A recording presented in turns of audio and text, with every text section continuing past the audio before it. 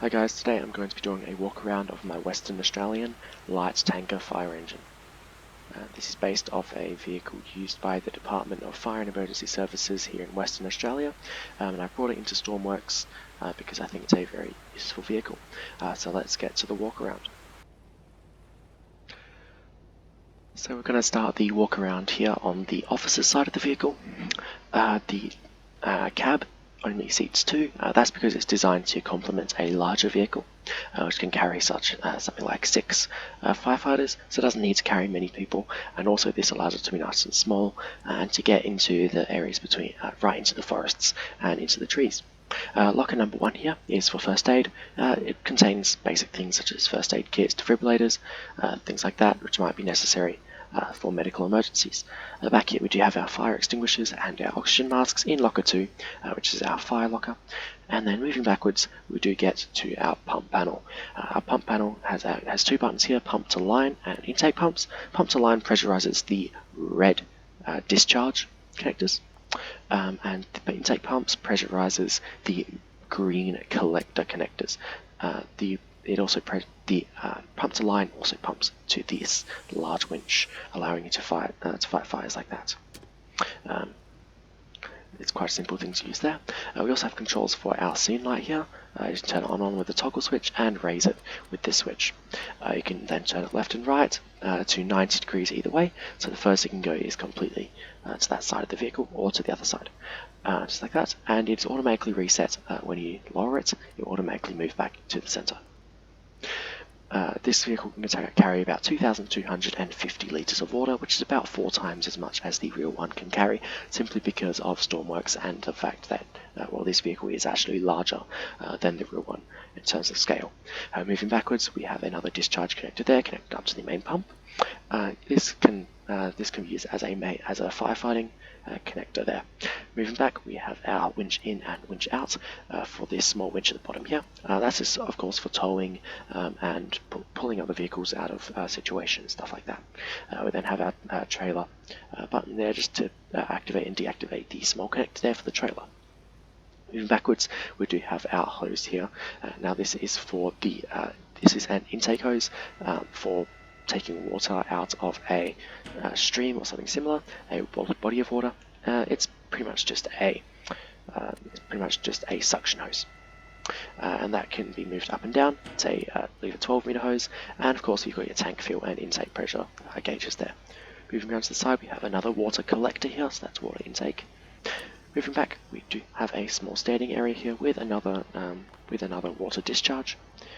This is designed for somebody to fight fires in here, typically the officer, while the driver drives the vehicle. So this can be used while the vehicle is driving, and you shouldn't, well, hopefully not fall out. Moving back, we do have a miscellaneous locker. This contains strobe lights, welding torches and rope, just miscellaneous items there. And we have, of course, our search and rescue equipment. So we've got night vision, binoculars, compass, radio signal locators, cables, and of course plenty of flares. And you've also got here a fluid tank, which is our fuel tank, and next to it the fuel tank fill, which is also on the other side. Moving along, we do have a fluid connector here. This is for an exhaust port. You can connect it up to a system inside a building to allow you to exhaust the fluid, and when that is connected, no exhaust will come out the back. That's just to protect firefighters' lives from carbon monoxide poisoning. There's also an electrical cable anchor here just to recharge the vehicle if needed. We also have fully working mirrors on both sides, as you can see. With that, moving further around to the front, we've got a variety of different lights, which I'll demonstrate in a moment. Okay, we'll get into the cab now, and we will go over the lights. So inside we do have a main light, the interior light here, which is activated both by the doors being opened or with this switch here, and it can be dimmed to allow for if it is foggy, and I'll demonstrate that in a moment with the fog lights. Our main lights we have here, we've got high-vis lights, which are these strips on the side of the vehicle, which allow for better visibility in the nighttime without using much power. Next to that, we then have our emergency lights, which are obviously our reds and our blues for emergency response. That's a 360 light system. You can see it from anywhere around the vehicle very well, obviously for letting people know where you are. That light bar can be switched to an amber mode, primarily for use when you're filling up with water or any other non-emergency situation where you do need to be highly visible. That also works well with the hazard lights around the vehicle, controlled here by this switch. If we turn the fog up, you will notice. Turn the fog up, you will notice that these lights quickly become very, very overwhelming, and it becomes almost impossible to see any kind of road in front of us. So for that reason, we do have our fog light button here, and dim interior light. You notice how our visibility improves dramatically, simply because these lights have been toned down to be much dimmer. That massively improves our visibility. It is still fairly difficult to see, simply because of how foggy it is. But it's better than having it like that and completely obscuring your vision. We will turn the fog off now and go back to normal. We of course do have our locker lights and our crew lighting, which illuminates the pump panel, the rear of the vehicle, and that little standing area, just so that you don't get any, just so that you don't, you get good visibility at night time. You also have left and right fixed scene lights, which work in conjunction with the main scene light in the mast. We also have some front spotlights, which are very bright. They are useful for illuminating any area in front. I will turn them off now, as well as we'll move on to the headlights. Headlights are simple. There's 3 modes. You have your normal parking lights here, which just activates those illumination lights there, the rear lights at the back, and of course your instrument panel. Pressing the button again will activate headlights, which won't blind anybody in front of the vehicle, and you can still nicely see the number plate and the emergency lights. And pressing 3 will activate the high beams, which will blind people quite substantially, but are not quite as bright as the front spotlights earlier. Pressing headlight mode again will disable this again, so it's a simple switching mode system. We also have on this vehicle a burn-over system, simply to spray the engine with water in case we have any kind of fire on the engine, just like that, and it will put out the engine. Moving to the left, onto the officer's side of the vehicle, we do have a few more buttons. We do have a forward-looking infrared or FLIR, also known as a TIC, a thermal imaging camera. We also have infrared spotlights to illuminate the area, and of course you can zoom in and out. We do have a radio here. It's got 101 channels, 0 through 100, and that allows you to communicate with your friends there. You also have a simple thermostat to warm up or cool down the vehicle, a radiation detector, controls for the front winch there underneath the DFARS number plate, and control for your megaphones, which when you press your push to talk, which is 1 on either seat, will activate those front megaphones at the front of the vehicle. Also have a simple beacon location and transmission system that's connected up to a buzzer, which you unfortunately can't hear from the seats because of the headsets. Okay, that's most of the features of the vehicle. If I hop back into the driver's seat, I'll just show you what it's like to drive this vehicle.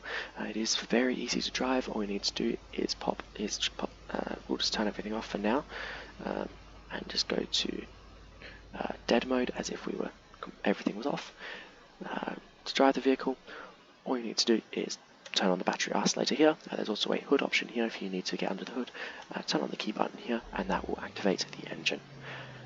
Once the engine is activated, you can then turn on any lights you require. We'll do high-vis and our headlights, and then you just need to start driving. If the handbrake is on, the engine will stall. Handbrake is set by 2, and you'll have the little indicator there on the right side of your indicator list here. The vehicle is only powered by one small engine simply because of size limitations, so it's not the most powerful, but you can still get up to speed fairly quickly and do some fairly good work, thanks to its 6-speed automatic gearbox. Coming to a stop here, we can also take a look at the reverse options here. We do have a reverse toggle here on the center console, but it can also be activated by pressing 4 on your keyboard, and that will activate a spotlight at the rear of the vehicle and a reversing camera, so we can just start reversing and doing what we want like that.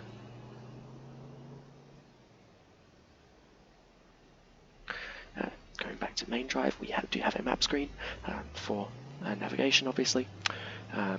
And we also have a diff lock, so that we have differentials in this vehicle, not for each wheel individually, but just for the front and rear wheels independent of each other. So if one wheel is not gripping the road properly and it's spinning, it will receive extra power to try and get the vehicle moving. If that causes issues, which it does occasionally, all you need to do is press the lock diffs button, and it will lock the diffs to provide the same amount of power to both wheels. This is a four-wheel drive vehicle. We have some we have some final options here. We do have our lights. We have our indicator lights here for our different things, just like the indicator lights on the dashboard of a normal car. So we do have headlights and high beams there.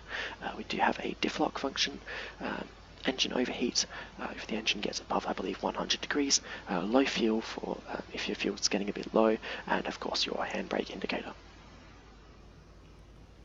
That's all there is about the driving of the vehicle. I'm just going to turn on the crew lights just so we can see what we're doing around here, and I will demonstrate the firefighting of the vehicle. It's got a very, very powerful pump with its 2,200 litre water tank. So you've got plenty of water to put out anything from a small to a medium fire. You can also, of course, do medical operations, first aid, while you're waiting for an ambulance to arrive. Or just to heal people who have been caught in a fire or similar, and of course you've also got your other discharge ports, which can be used with hoses, which are above the wheel arch on this side and also above each fuel tank. These can be connected to these hose anchors, and you can of course fight fires. There are the two hose anchors are at the rear, and of course in the area here for firefighting, and those provide plenty of pressure for fighting fires, and plenty of delivery as well. Of course, once you do run out of water, which is inevitable, of course, with a fairly small vehicle like this, if you're fighting anything larger than a medium to large bushfire, then you of course can use the suction at the rear here. Just put it in some water, and you can fill up using the intake pumps here. Okay, thank you for watching this walk around of my vehicle. It was great fun to make over the many hours I've been working on it. I hope you can get some enjoyment out of it, get some fight some bushfires, or simply just drive it around for fun. And I'll see you next time.